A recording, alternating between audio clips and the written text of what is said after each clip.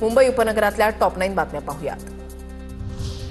शहरामधील बेकायदा फलकांप्रकरणी मुंबई उच्च न्यायालयाकडून पालिका प्रशासनाला विचारणा। आतापर्यंत किती गुन्हे दाखल, दंड वसुलीबाबत तपशील मागितला।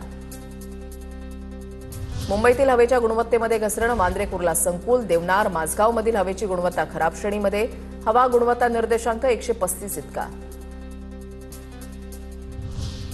ओसी अभावी म्हाडाच्या खडकपाडा योजनेमधील 133 विजेते घरांपासून वंचित। खडकपाडा गृह योजनेमधील 133 विजेत्यांना अद्यापही घराचा ताबा मिळाला नाही। लवकरात लवकर घराचा ताबा देण्याची विजेत्या नागरिकांची मागणी।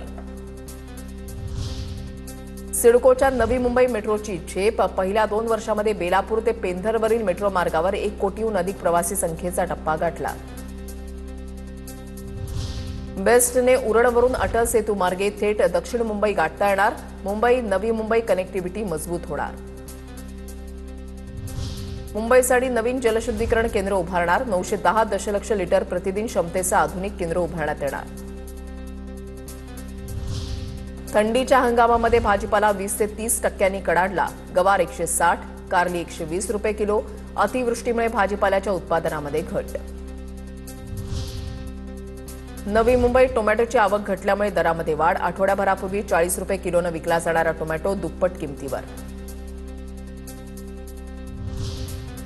मुंबईत बांगलादेशी नागरिकांच्या विरोधात कठोर कारवाई सुरू। आतापर्यंत बांगलादेशींच्या विरोधात 401 गुन्हे दाखल।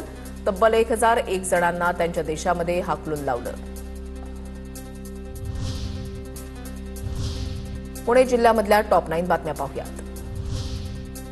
नवले पुलावरील अपघाताची तत्काळ चौकशी व्हावी। पुण्यामध्ये वाहतूक नियमांचं उल्लंघन करणाऱ्यांवर कठोर कारवाई व्हावी, विभागीय आयुक्तांचे आदेश। पुणे जमीन गैरव्यवहार प्रकरणामध्ये अमेडिया कंपनीला म्हणणं मांडण्यासाठी पुन्हा मुदतवाढ। अमेडिया कंपनीला 42 कोटी रुपयांचं मुद्रांक शुल्क भरण्याची नोटीस। पुणे जिल्ह्यामध्ये 14 नगरपरिषद आणि 3 नगरपंचायतीमध्ये निवडणुकांचा धुरळा उडणार। जिल्ह्यामध्ये एकूण 398 जागांकरता 2671 उमेदवारांचे अर्ज दाखल। पुणे शहरामध्ये गुरुवारी पाणीपुरवठा बंद राहणार, तर शुक्रवारी उशिरा कमी दाबानं पाणीपुरवठा होणार। देखभाल दुरुस्तीच्या कामासाठी पाणीपुरवठा बंद राहणार। पुण्यामध्ये खासगी ट्रॅव्हल्ससाठी नवे नियम लागू होणार। वाहतूक कोंडी टाळण्यासाठी तसंच बसच्या थांब्यावर कठोर निर्बंध। हरकती सूचना मागून अंतिम आदेश लवकर जाहीर केला जाणार। पुण्यात रेल्वे रूळ ओलांडताना दरवर्षी 300हून अधिक मृत्यू। रेल्वे प्रशासन आणि आरपीएफचं दुर्लक्ष, कोणत्याही उपाययोजना होत नसल्याची तक्रार। पुण्याच्या राजगडमध्ये धरण बांधकामातील शिल्लक जमिनी परत देण्याची मागणी। पानशेत आणि वरसगाव धरणासाठी जलसंपदा विभागानं संपादित केलेल्या जमिनीपैकी काही जमीन शिल्लक। शेतकऱ्यांकडून जमिनीसाठी जलसंपदा विभागाला निवेदन। पुण्यामध्ये नैसर्गिक शेती परिषदेचं आयोजन। कार्यक्रमाला राज्यपाल आचार्य देवव्रत आणि कृषी मंत्री दत्तात्रय भरणे यांची उपस्थिती।